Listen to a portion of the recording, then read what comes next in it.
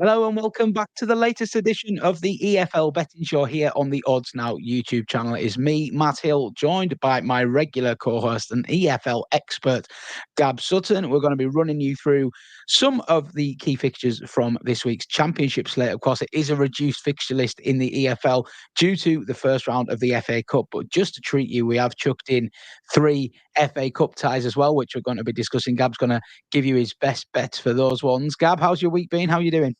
Yeah, great. Thanks. Looking forward to this one and can't wait to see what happens both in the Championship this weekend and in the FA Cup first round, because that's the FA Cup might have lost its sparkle a little bit at the top level, perhaps, but at this level, it means everything to a lot of clubs. So, yeah, really excited for that.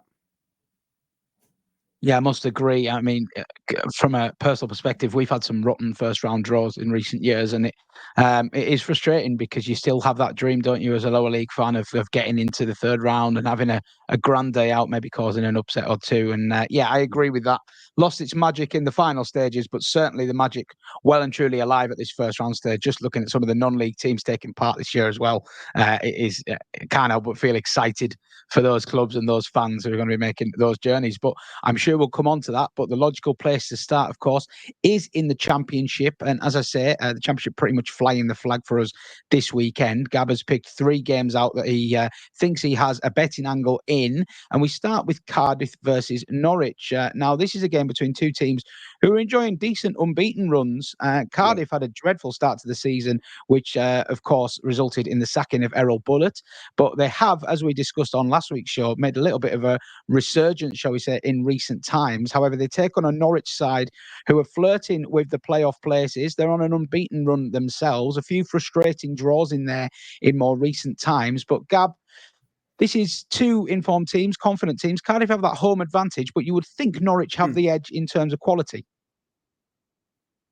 I agree. Yeah, I think Norwich are my best bet. I think they're 33-20, which I think is a bit of a value play, really, because this is a little bit of a price-based selection, because while I have been really impressed with the work that Omar Risa has done as caretaker, interim head coach of Cardiff City, and he's made them a lot more vibrant and creative. I also feel like there can be a lot of recency bias with the pricing sometimes, whereby a team that you judge Cardiff City so much on their recent form that you kind of miss the bigger picture. And I don't think it's fair to say that Cardiff City, even with their recent form, are at the same level as a side like Norwich City, who have been up there all season and have got 2 of the best players in the league in Borja Sainz, who was incredible in that 3-3 draw with Middlesbrough, and Josh Sargent, who for me is the best striker in the league. So, yes, I can see Cardiff being competitive. Yes, I can see them creating chances. But I think if we're going off the prices, I think Norwich are the value play here. That's what we like on this channel: price players and value. We just it's not all about the winning. It's just about finding things that are a little bit too big in terms of their price. And Gab is leaning towards Norwich in that first fixture. Our second game in the Championship sees QPR host league leaders Sunderland, who made it 3 straight wins to stay at the top of the Championship. A remarkable start. Feels like we talk about the Black Cats every week on this channel, and it's with good reason as well, isn't it? And I think they've proved that they are capable of certainly hanging around at the top end of this table for a little while longer yet. Let's hope they can stay the course for all parties on this particular channel. But yeah, look, they're going to be run close by some great teams chasing them, particularly Leeds. I think you would think would prove the strongest in the end. But right now, they're on the crest of a wave, Sunderland. You put them up to win 2-0 last week against Oxford. They're duly obliged. Gab, I'm feeling a similar vibe this week. Yeah, Oxford was a home game where they were absolutely dominant in that one. It was 2-0. I think if they'd shown a lot more attacking ambition when they had the lead, it could have been 4 or 5. Yeah, I really like the way Sunderland play. I think they've been rock solid under Reggie Slabreese. Like the way their right back kind of inverts into midfield, Trey Human. It kind of gives their midfielders a lot more freedom, like Joe Bellingham did to sort of head home the opener the weekend, and then there's a lovely finish from Wilson Isidore for the second goal. So I'm really liking Sunderland at the moment. QPR, of course, did get a valuable point in clean sheet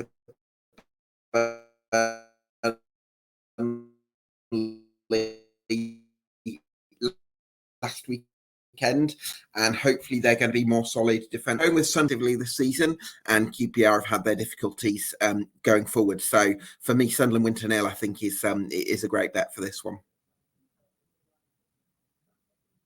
Yeah, that's a solid argument there, Gab. QPR, of course, second bottom of the Championship, and they have shipped 19 this season and only scored 11, which is the second lowest tally in the Championship. So we're keeping the faith with Sunderland to do the business in this one. Win to 0, best price of 5-2 with Sky Bet is Gab's selection. One final game then in the Championship for you this weekend, and it sees Sheffield Wednesday hosting a Watford side who've had a topsy-turvy time of things, I think it's fair to say, in the Championship. One week it seems like the fan base's heads are falling off with goalkeeping errors and what have you, but you look at the table, and again, like Norwich, flirting with the playoff places on 19 points. Really, I think most Watford fans would have snapped your hand off for that points tally at the start of the season, and many forecasted problems for them. They're kind of defying the odds in that regard. But this looks like a tough trip for them to a Wednesday side who, when they've been good, Gab, they've been very good this season. Yeah, completely agree, Matt. And for me, Sheffield Wednesday, I also think that when they've maybe a better team than their points tally suggests. I think when they've dropped points like against QPR and like against Luton, they've been possibly the better side and could have got more. So I think they're maybe unlucky not to have more points on the board than they do. And like you say, they've dished out one or two annihilations. So I don't know whether it'll be an annihilation this weekend, but I look at Watford and I think there's about three areas in their spine where you'd kind of question. I think the goalkeeping position is a little bit in doubt with Backman having poor form. Midfield is a big question mark for me in terms of work ethic, and even up top as well is a bit of a question mark. And I'm not sure Watford can sustain where they're at with question marks in three spinal areas, whereas I think Sheffield Wednesday are a good top 10 side, and I think they're going to show that on Saturday afternoon. Yeah, so Gab going for a Sheffield Wednesday victory in that one, even money with Betfred, and that could roll into a nice little treble on the Championship games if you are that way inclined. I will bring Gab's best bets up all onto the screen once we've been through them, but as I mentioned at the start of the show, it is FA Cup first round weekend. It will be undue of us not to give this fantastic weekend of football a mention, and there's three games that you've flagged up, Gab. I think it's fair to say two of them you've gone with the unpopular choice of getting the Giant to beat the Minnow, but you have got quite a big upset in there as well as your final selection. We'll start with Bristol Rovers, who are at home to Weston-Super-Mare. Now, for anybody not aware of Weston-Super-Mare, they're currently playing their trade in the National League South. They are the surprise leaders of the National League South. Wouldn't have been among the fancied sides in that division, I'm pretty sure it's saying. However, enjoying a fantastic campaign to date, but this looks a big step up in class here against anything they've faced this season. Bristol Rovers, Gab, I think it's fair to say, not having a dream campaign thus far, but they will hope to make their superior quality count in a game such as this. Yeah, I think so. I think what Bristol Rovers have had this season is they like to play forward early, and they like to sort of play with a lot of urgency, and sort of really always try and cut open the opposition at the first time of asking. And I think that less organised sides that they've faced towards the bottom of League One have struggled to deal with that. And I think middling and good sides in League One that maybe have got a semblance of organisation have maybe been able to deal with it, and they've ended up being a little bit wasteful. But I think that maybe Bristol Rovers, the way they play, is conducive to kind of unlocking weaker teams that maybe aren't as on the same physical or tactical level as them, and that's where I would fancy them to beat Weston-Super-Mare. And the other thing I would say is I think they're 2-5 to win this game outright, although I've gone for the -1 option handicap. But if we're looking at 2-5, Rotherham, for instance, are 2-5 to beat Cheltenham in League Two, and Rotherham are only a few places above Bristol Rovers in League One. So I actually think that Bristol Rovers are a little bit the 2-5. It might look like a short price, but actually could represent value against the National League South opposition, given that they're already good at beating the lesser sides in League One and showing their superiority even in that league. So Bristol Rovers. I've gone for Bristol Rovers, and then I also think they might win by more than one goal. So if you want to make the price a little bit chunkier, Bristol Rovers -1 handicap. When you think there's 3 divisions separating these sides, I think to get odds against on a -1 handicap, I think that's a value play. And that I don't know if you agree with this, Matt. Feel free to pick out your favourite from my selections. That will be my nap for this weekend. I really like that one. I'll be honest. Gab. When I look at the selections, that was the one where I was surprised at the price, surprised at how big it was for just a -1 handicap. Like you say, I mean, all credit to Weston-Super-Mare. It's a big day out for them, and they are having a fantastic domestic season. But we're talking about a serious gap in divisions here and a serious gap in the pyramid, and they're going to have to play their absolute best. They're also going to have to ride their luck. Now, we've seen it happen time and again in the FA Cup. It can happen. But like you say, against a side that like to start on the front foot, this does look like a game where if Bristol Rovers score early, it could be quite a little bit of a damp squib for Weston-Super-Mare. But we shall see. Don't want to dampen their spirits too much. But yeah, I tend to agree. Looks a good selection. Another League One side in action against non-league opposition is Burton. They're at home to Scarborough, a team that I've always had a soft spot for because the Jimmy Glass goal actually that saved Carlisle in 1999 relegated Scarborough, and they've never managed to come back to the Football League. So I always keep an eye out. It's great to see them in action. But Gab, this is another one where you're thinking class may tell here. Yes, possibly.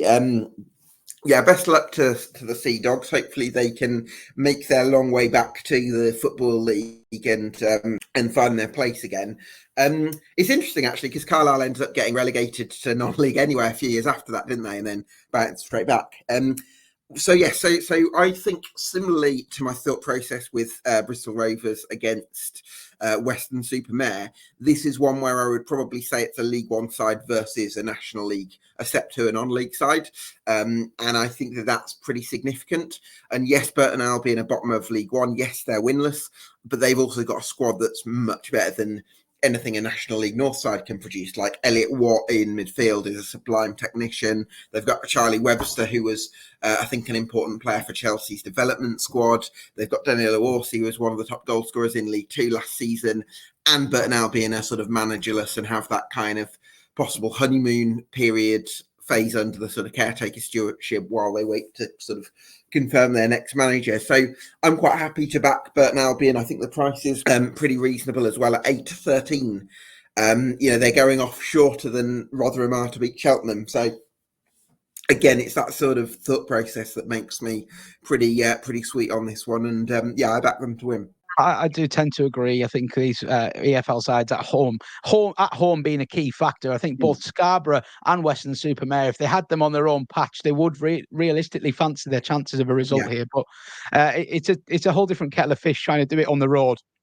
And if you concede early, it can end up being a really tough afternoon for these non-league sides. But time will tell anyway. Our final selection of the week before we go to our Club in Focus feature comes from Newport against Peterborough. And Gab, I hinted that you might fancy one upset. This is it, isn't it? Tell us why. Yeah, I really like that. It's 19-4 on the Newport win, which I think is really good value, considering that I think League Two sides against League One in the FA Cup in the last couple of seasons.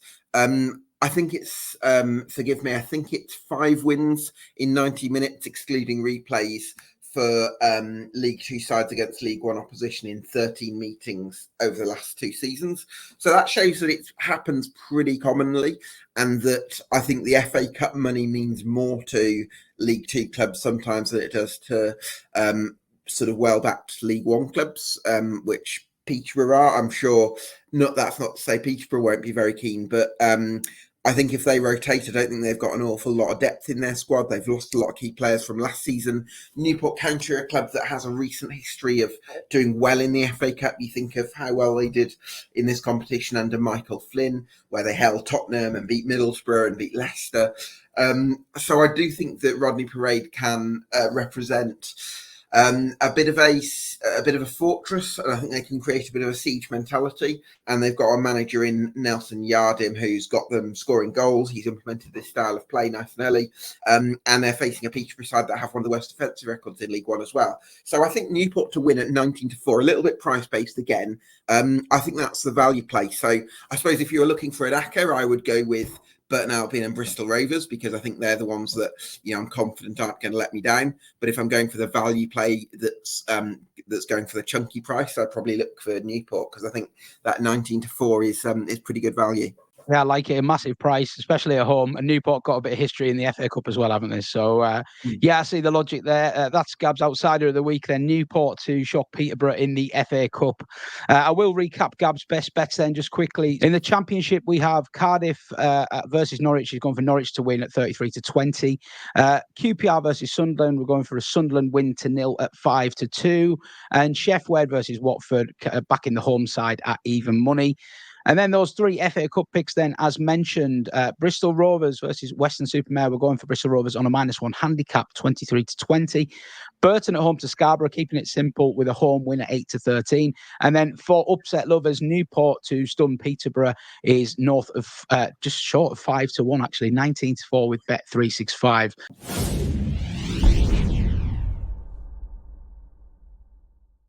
Okay, so we've run through Gab's best bets, and next up is our new Club in Focus feature, where we're hoping to get a different fan on every week from an EFL club to talk about their club in depth. Now, me and Gab picked this up by reversing roles in the first couple of weeks. We talked about Carlisle on week 1, Birmingham in week 2, and this week I've roped in an old friend of mine, Ryan Donaldson, who is joining us to talk about his beloved Plymouth Argyle. So I'm going to bring Ryan in to the studio now for some Argyle chat. It's great to meet you, Ryan. I'm just wondering about Plymouth Argyle season so far, because you've obviously had some big results, certainly at home, but there's a fear that maybe some of the no-shows away from home are more reflective of where Argyle are at objectively than maybe some of the home results. Is that something you'd agree with? Well, our away form's been dreadful. I'm sure you're aware, for basically the whole of the Championship since we've been in there. I think we've won 3, maybe 4. We're not. Does Rotherham count? I'll take Rotherham. I mean, that kept us up essentially as well. So I'm definitely taking that. I don't get to many away games, and I actually saw us beat Swansea last season, so that was a good choice. It's a result. It's really difficult because it's not. I feel like people will look at our away form now because we're in the spotlight because of Rooney, but actually. Shuey, who we all idolised, he couldn't get it right either. So Ian Foster, I think, he actually recorded an away win, but the less said about him, the better. But I think we need to start picking up results away from home. We need to start getting a bit more gritty.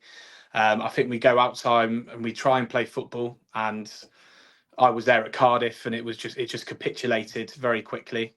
We're not scoring goals away from home, which is worrying also. The away form is a big worry, and I honestly think the only reason we'll stay in this league again will be because home park is a bit of a fortress. For me, I'm wondering, Ryan, how important is it Wayne Rooney working for the trust in the people at the club? And it feels odd to say that, because for a long time I've had so much faith in Neil Dewsnip, Andy Parkinson, Jimmy Dickinson, head of recruitment, but I feel like some of that faith has been lost, perhaps especially in Dewsnip over the last couple of moves, certainly the Ian Foster decision, and I think Rooney, whether that's going to work out is kind of a little bit in the balance. Are we in a place where we're actually starting to question some of these people who have had a lot of respect from the Green Army for a long time?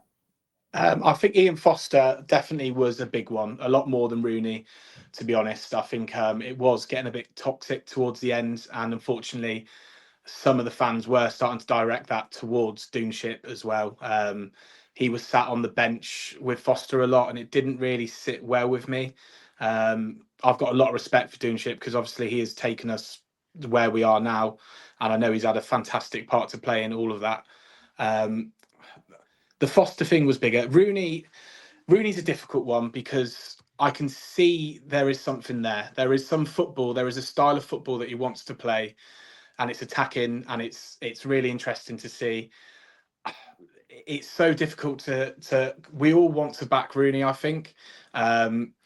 There were better choices about. There's no denying that. I think who's the Preston manager now? Is it Paul Heckingbottom? Heckingbottom. Yeah, I think Paul yeah. Heckingbottom or Alex Neil. They're both out of work when you appointed Wayne Rooney. You could have gone for Heckingbottom was definitely interviewed.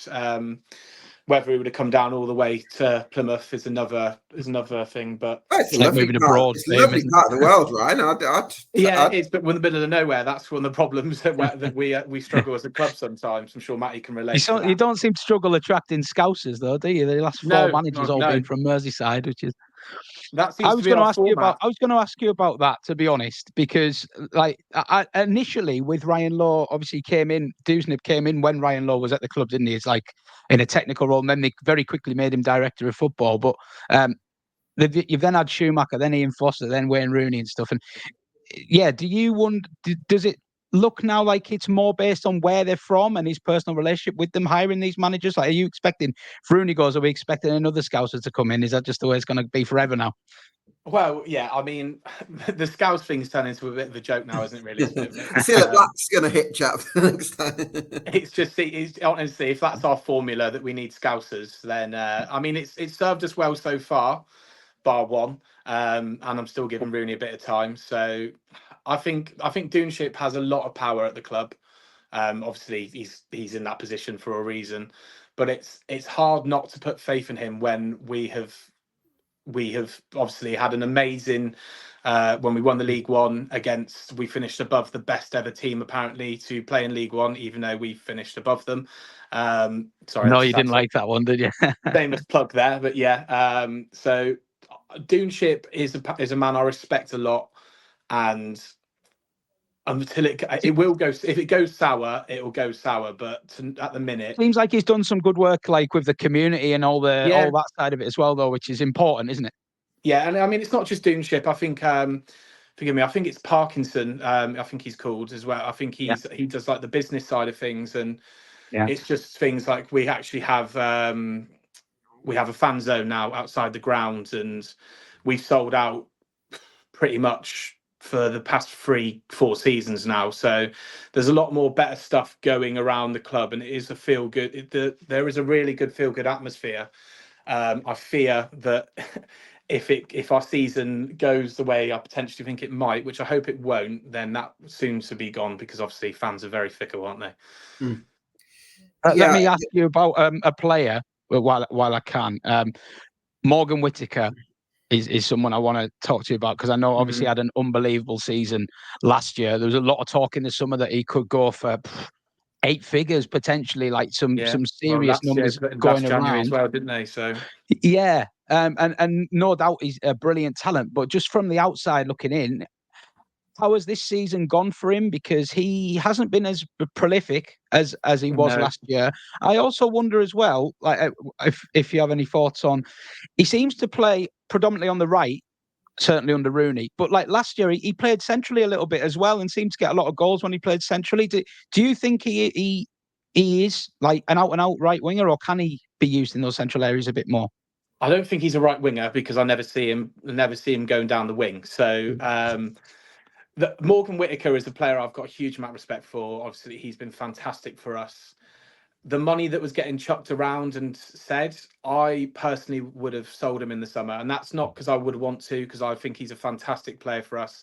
But we probably could have signed a very good spine for that amount of money. And we've got Sissoko. That was maybe his peak price as well, wasn't it? Like, probably not going to get there again. It has gone down a bit. And Rooney mentioned the other day in an interview that Morgan Whittaker stays on the pitch, whatever, because he can produce moments that get us results. And obviously he had the last minute winner against Blackburn, and then we had obviously the euphoria of the Preston game where he scored, but he does go missing a lot of the game on the right hand side. And the issue is that our right hand side currently is as much as we love him, Joe Edwards, he is aging a bit sometimes. So we're asking him to just cover the whole of the right hand side, and I feel Whittaker could drift inside a bit more. I completely agree with that.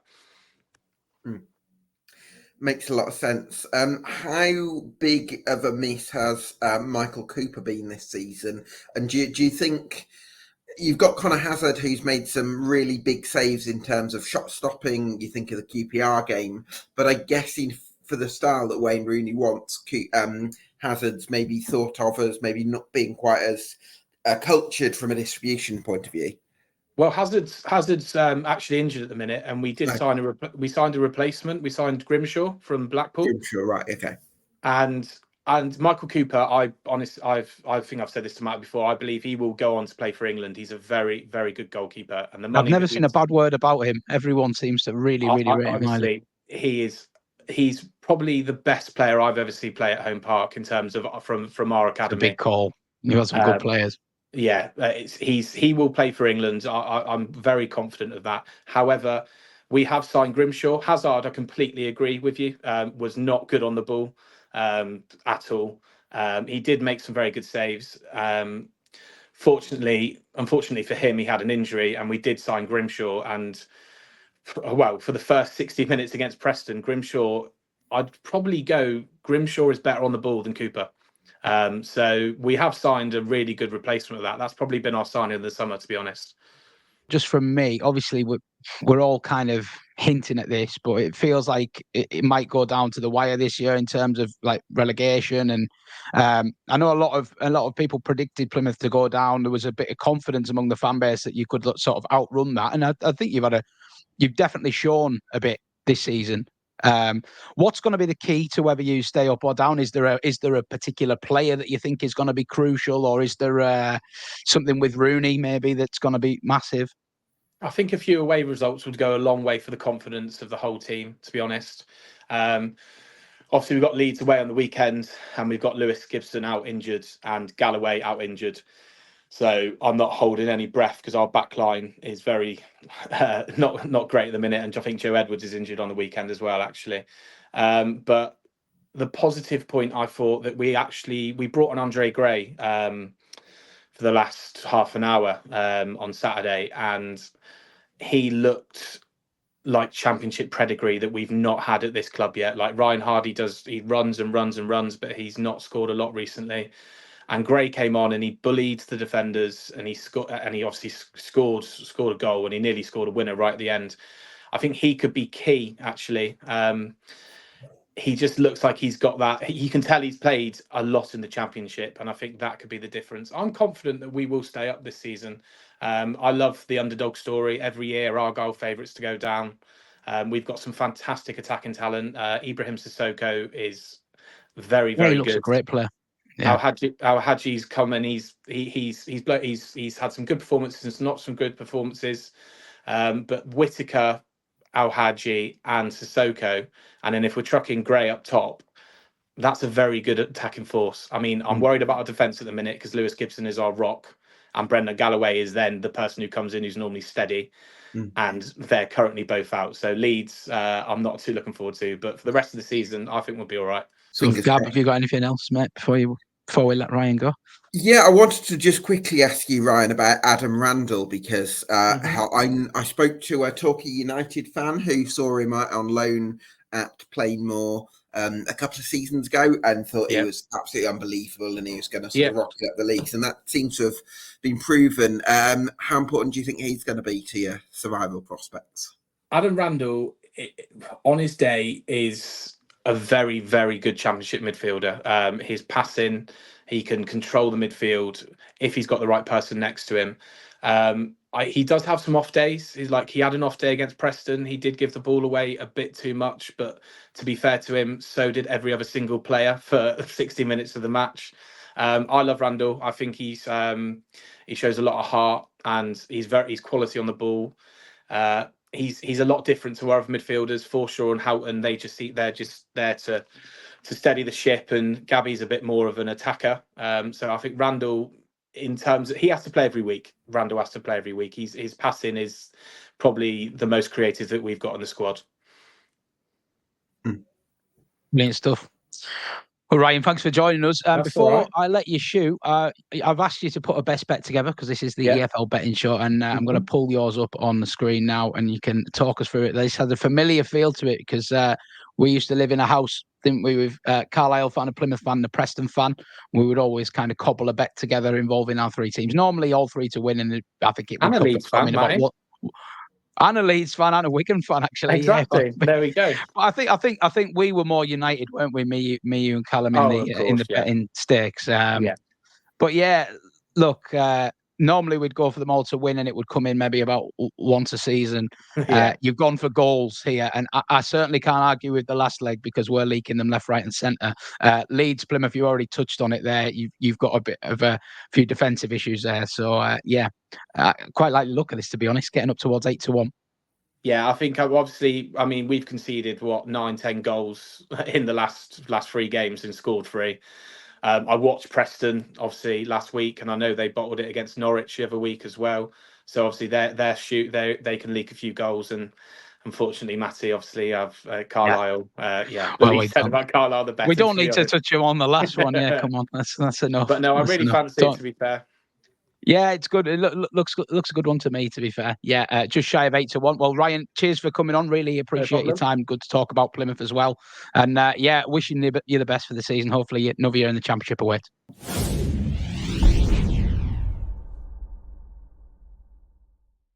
Okay, so enjoyed that Plymouth chat then. Gab, round off. I'll put your best bet back onto the screen one more time. I'm going to put you on the spot here and get you to pick a nap. What was your best bet for the weekend? Yeah, my nap is going to be Bristol Rovers to beat Weston-Super-Mare with a -1 handicap at 23-20 with 888 Sport. Where's your FA Cup spirit? That is, It's just looks too good to be true. To be fair, I can't argue with it. It looks really, really good. There was a similar price to that a couple of weeks ago. I think we had Bolton away at Crawley, where I thought it looked too good to be true, and that duly landed. So let's hope for more of the same this week. If you're still watching, thanks. I hope you really enjoyed the show. Let us know who you're backing this EFL weekend or your FA Cup bets as well. Anything goes. And if you enjoyed the show and you want to see more sports betting analysis, subscribe to Odds Now. We really appreciate it. We've picked up a lot of subscribers in the last week or two, and we'd love to have a few more on board. We'll be back again next week. See you soon and have a good one.